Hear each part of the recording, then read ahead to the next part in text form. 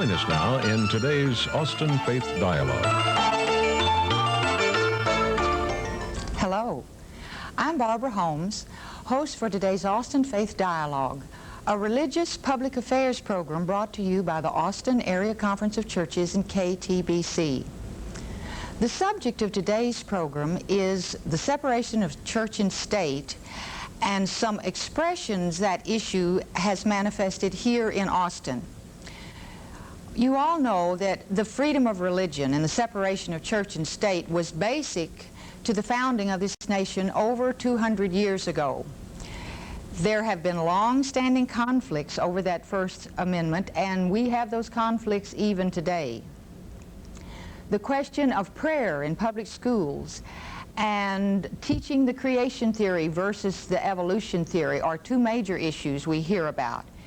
Here in Austin in recent years, there's been controversy about the tax-exempt status of religious organization, prayers of invocation at city council meetings, the nativity scenes in government buildings at the Christmas season, and the status of the Bible chair courses related to the University of Texas.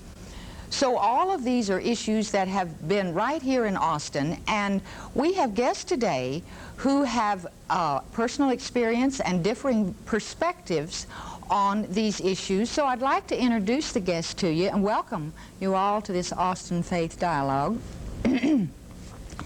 This is Doug Laycock. Doug's on the faculty of the University of Texas, and next to him is Mary Long, a high school teacher at LBJ and teaches science. And Charles Cox is the director of the Texas Bible Chair Foundation and has been a long experienced Bible chair teacher. So it might be a good thing at the very start to, as we're talking about church state, First Amendment and all of that, to turn to the law professor, Doug, and find out really a little bit about that. The First Amendment says Congress shall make no laws, etc. There's two sentences to that, and yet there's been Supreme Court cases and a lot of controversy over that. What was the intent when that was written into our Constitution a long time ago? Well, they were focused on a different set of problems than we are, but with respect to the problems they thought about, I think their intention is fairly clear. They really did want to leave religion to private choice. And even in their time, when the differences were differences among Protestants and there were hardly any Catholics or Jews or non-Christians, they couldn't work out those differences. There was no way for the church, for the state to help the church or help fund the church or pay ministers that didn't arouse controversy. And there were Baptist ministers in jail in Virginia for preaching without a license, and there were Baptist farmers whose property was seized in Massachusetts for not paying the church tax, and the Quakers were being persecuted here and there, and with the fairly narrow range of differences they had, there were real disagreements. And they said, the only way to solve this, we're going to leave religion wholly to private choice. Government won't establish religion, it won't help it, and the government won't interfere with the free exercise of religion, it won't hurt it. And we're just going to get the government out of this business and leave it to the private sector. So the cases that come up today might be far-ranging from what they had, but as I mentioned a while ago, the Bible chair has been one of the most recent issues where church and state has been brought to our attention.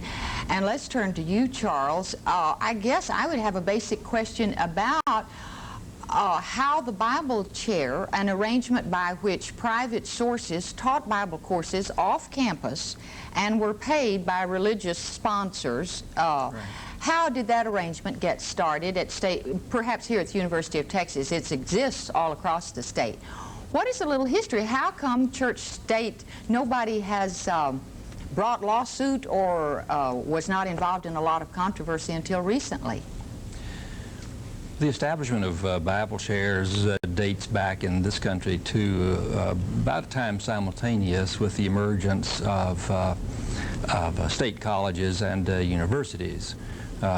Most of our early history had focused around religious or private schools, but when public institutions of higher education began to emerge, some religious traditions became concerned that courses in religion might be offered there. The initial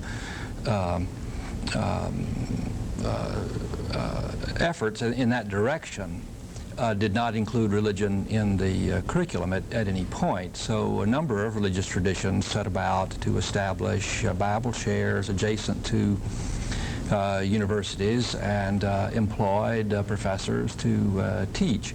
Here, now, how long here in Texas Yeah. have we had a Bible chair Yes. system? The Texas Bible Chair, of which I'm the director, was the first. Not that I have been here since then, but it was established in 1905 at the university when Dr. Frank Jewett came down from the University of Chicago, as a matter of fact, and became the first instructor. And very shortly after that, over a period of about a decade, a half dozen to a dozen other religious traditions began to employ instructors in specifically in Bible, because here in Texas the courses were prescribed to be only courses in biblical literature and history, joined in that enterprise. So certainly from your perspective you would say there was a separation, but in some ways those lines seem a little blurred. Well, all the evidence historically, I think, suggests that certainly the regents of the university early on were very much concerned about the problem of separation. As I indicated to you, religion, as state universities and colleges began to emerge, religion was not included in the curriculum at any point. And even here in Texas, all the evidence suggests that as the Bible chairs began to be established, the regents leaned over backwards to make sure that the separation of church and state was not violated. And the religious traditions that established Bible chairs all were of the separationist persuasion. They too were advocates of the separation of church and state, and so some sort of an arrangement was looked for, and everybody satisfied themselves at the time, I think, that they had found, as a matter of fact, a legitimate way in which courses in the case here in Texas, courses in Bible could be offered in a constitutional manner in tax-supported institutions. I guess it was about this time last year that it was called into question, and the state attorney general wrote an opinion that said it was excessive entanglement between church and state, the way that it was being carried out and the Bible chair courses taught. At one point, I believe I understood that there was a possibility that Bible chair courses might be continued under a certain set of guidelines, that they were still working towards continuing Bible chairs, and that it would be in compliance and there would be separation of church and state. That did not come about, but as this was in the news, did you get the feeling that if the Bible chair courses had continued, modified to meet new guidelines, were there a bunch of people that might have been upset and perhaps brought a lawsuit to force the separation of church and state if they had continued? That was not the case early on in the midst of the controversy. Indeed, I was told that there were groups that were going to challenge the university's right to offer courses in Bible, for example, under the Bible chair arrangement, if indeed they allowed the courses to continue under any circumstances. And the university found itself caught in between on that issue. Well, when you talk about religious courses, and that was a concern as educational institutions began in this country, Doug, what is the justification for departments of religions in state schools when you say that they thought religion should be separate and private?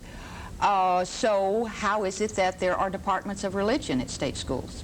Well, I probably said separate, but what because it's in our vocabulary, people talk about the separation of church and state. Yes. But that's really a little misleading. The phrase separation of church and state does not appear in the Constitution. It's really that the religion is left to private choice in the sense that government can either encourage or discourage. But there are lots of contacts between church and state. We had 2 ministers running for president this year, and one of them still running, and there's nothing unconstitutional about that. They're exercising their First Amendment rights like everybody else. Religion is an important part of our culture, an important part of our history, an important body of human knowledge and belief, and the university can study religion and teach about religion just like it studies anything else. What the university cannot do, the state university cannot do, is to take positions on religion. It cannot endorse faith claims. It cannot say Christianity is good for you and you'll have eternal life or you'll feel happier in this life if you believe. Right? The state can't do that. It's got to bring to the study of religion the same academic standards and skepticism that it aspires to bring to everything else, and we're far from perfect about that, but we try. And departments of religion in state universities are wholly legitimate if they if that's their approach, if they remain religiously neutral, and most of them try to do so. The trouble with the Bible chairs, it was a mixed bag. The university was not teaching the Bible chairs. There was some university oversight and some university supervision. There were serious attempts to make the Bible chairs academically equivalent to what a university-run department of religion would have been. And I don't know to what extent that succeeded. I suspect it succeeded better in some denominations than in others. But the bottom line was, you had a number of people who were principally selected and responsible to particular denominations teaching these courses in religion, for which the state university then awarded academic credit, which appeared on transcripts as a university course. And the defense of it was, well, in part we meet academic standards, and in part the churches pay for it. The university's not spending any money. We see, if it were really wholly academic and religiously neutral, it wouldn't matter that the university was paying for it. The university could pay for it, right? And so the elaborate concerns to make sure the university didn't spend any money suggest what would appear to common sense, that when the churches teach Bible courses, there's some element of religious instruction probably going on. And that was really the Attorney General's concern, that the university ought not give academic credit for courses that the university didn't directly supervise through its own academic channels, but rather were taught by churches. And so there's nothing in the Attorney General's opinion that would prevent a Department of Religion if the university could fund it, and there is a religious studies program that is slowly growing. Yes, that was very much in the news, that they were pulling together religious studies in a program, not a full-blown department, but a program, and that there were quite a few, I believe there were 16 in existence in various departments across the university. Well, let's shift just a minute from higher education to the public schools. And I guess it is very common to hear about the controversy over prayer in public schools, and we always have the question of the teaching of the history of humankind and the theories around that. And Mary, as a high school science teacher, I guess you pretty well catch whatever disappointment, disagreement there is about that, because you teach what's in the textbooks. Now, when we say evolution versus creation theory, basically, what does that mean? So tell us what you're teaching, and tell us why some people are unhappy with that. I think it's a good idea to define some terms before we start. When we talk about evolution from the viewpoint of modern science, it's one of the foundation and integrating ideas, not just for biology, but biology, geology, astronomy, and believe it or not, it even gets into parts of physics. So on the one hand, we have an idea or a theory which is extremely important throughout modern science. On the other hand, we have people who would like the creation theory to be taught side by side, or actually they would probably prefer for it to replace the teaching of evolution, depending on the person. Let's define creation science as the theory that there's a relatively young Earth, probably no more than 10,000 years old, created in 6 days. It's a literal interpretation of Genesis 1 and 2. So here we have a conflict which is rather head-on, because on the one hand we have something which to the scientific community is fundamental to teaching and understanding science, but it's in direct conflict with the religious views of some of our students. This is where the difficulty comes. And so those students, where there is a conflict with their personal faith belief, do they object? Do they speak out in class? Do they argue? Do they just say, I don't believe any of that stuff? What do they try to say, we need the Bible as a textbook? Would that happen in your class, a student perhaps objecting to what you were teaching about? Curiously, I've never had a student ask to have the Bible taught or creation, their theory, based on Genesis 1 and 2 taught. They seem pretty well educated with the idea that this is not the same thing as church. However, the way it shows up is that they do not like to study or hear about evolution. Many of them are unclear what it's about even, but they come into the classes knowing that this is something they are not supposed to think about, that they're very suspicious, and I think a little afraid. I detect fear sometimes where they're afraid if they hear too much or read too much that their faith will be shaken. And I don't take this lightly, because we teachers are not out there in the business of trying to shake people's faith or destroy their religious viewpoints. So teachers are caught somewhat in the middle, without any doubt.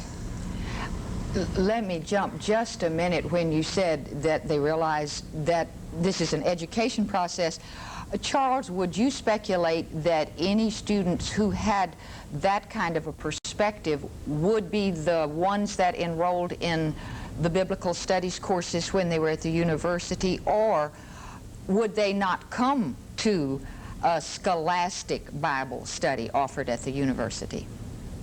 Well, I think it was fairly widely known at the university that all of the Bible courses were offered from what I call a critical point of view, and it was only that small group of students who were unaware of what the nature of the courses really were that might enroll. But indeed, there were a few that would enroll under those circumstances and bring with them a fairly fundamentalistic, literalistic interpretation of the Bible that excluded the consideration of the scientific knowledge.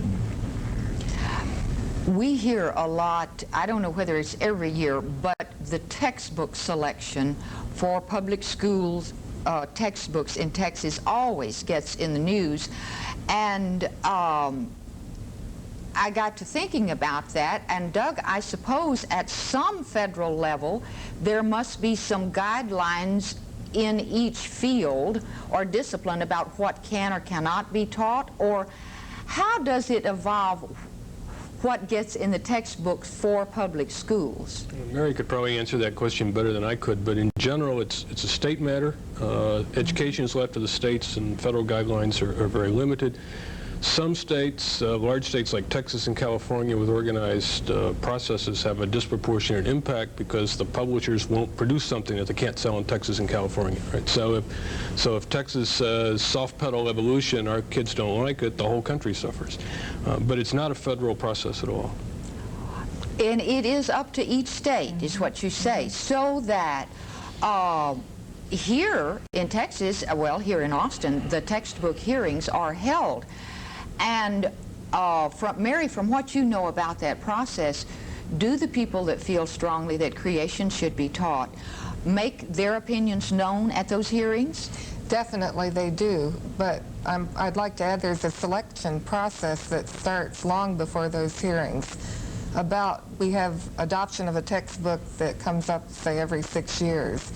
So a couple of years before, let's say, a geology textbook is due to be adopted, a proclamation goes out under the auspices of the TEA, the Texas Education Agency, to let publishers know that Texas will be looking for geology books in a couple of years. They say what the guidelines are for those books. They let the publisher know what they're looking for, what topics should be covered. And just recently, for example, as part of the proclamation for an upcoming adoption in geology, part of the proclamation reads that the theory of evolution is to be covered in the textbook. Now, this is a reversal of some of the previous statements that have gone to publishers. Well, the publishers then submit books, and if they think it will not pass the judgment of the people at the hearings or the people who select the state-adopted books, publishers choose not to even enter the Texas market. And of those who do choose to enter, it's lucrative, and they are willing to put out a book which will be acceptable to the Texas, meet the Texas guidelines and be acceptable to the educational systems here. So, as he said, we have a very strong influence on textbooks for around the country, because if they put out a textbook for Texas, they don't want to change it for New Jersey or Illinois or for local adoptions elsewhere.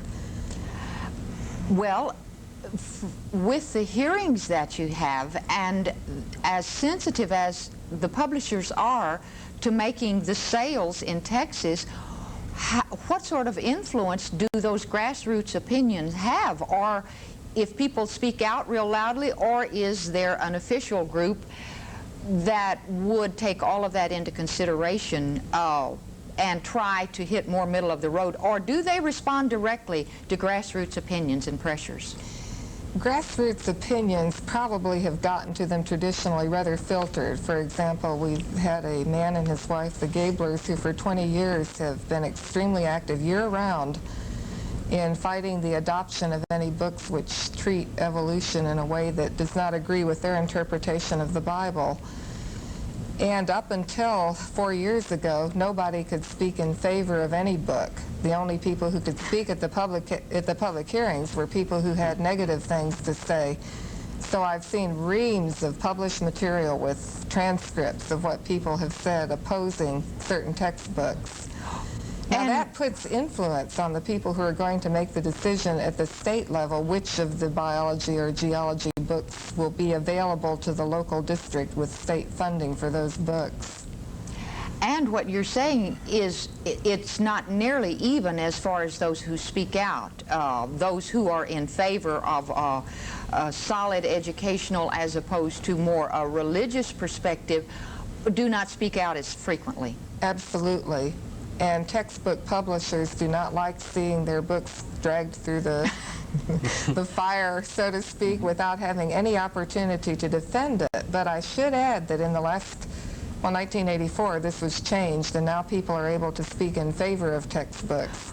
So it gives a chance for a public rebuttal or a positive approach to some of the books. Well, let's leave the schools for just 1 minute. We're going to need to be wrapping up, and as we've talked, there are many issues. Let me ask a question for each of you that you could give in summary fashion. Which of the church-state issues do you think is going to be felt most here in Austin in the next, say, 5 years? Doug, do you have an opinion about what that might be? No, I could guess what's going to be hot nationwide. What comes up locally is almost random. But these fights over education and how to fairly treat fundamentalists in the school without either oppressing their religious faith or teaching their religious faith to everybody else may be the most difficult issue over the next 5 to 10 years, both here and nationwide. Mary? I see the issue as becoming somewhat easier in the next few years, but it seems to be cyclic. If one looks at the history of this issue involving teaching of evolution versus the creation theory, there have been periods of time when it's a major debated issue and other times when it's not that much in the forefront. I think we're on the downswing of that, where it's becoming less of an issue because of state changes in selection of books and so on. Well, a while ago you said teachers were feeling the stress of that. I hope maybe you do get out of that hot seat. Maybe it will be diminishing some. Charles, what perspective would you have? Do you think issues might continue to be with us and be controversial? Well, I think in a time of increasing secularization, the issue of religion as an aspect of our culture, specifically Judeo-Christian religion as a part of our culture, remains a problem. For example, as long as educational institutions at any level are reluctant to tackle religion, our Judeo-Christian religion, as a component, is going to be a problem. For example, a number of students are migrating out of elementary and secondary schools to private schools because parents want their students, their children educated in that kind of environment. I think that will continue to be a great problem for our society. That is a real coming issue. I'm sure that we will see and hear more of that. It has been a pleasure having each of you today. Thank you for your contributions. I could just talk on and on. I'm sure you have a lot to contribute. We're so grateful to you for being here, and we're grateful for you to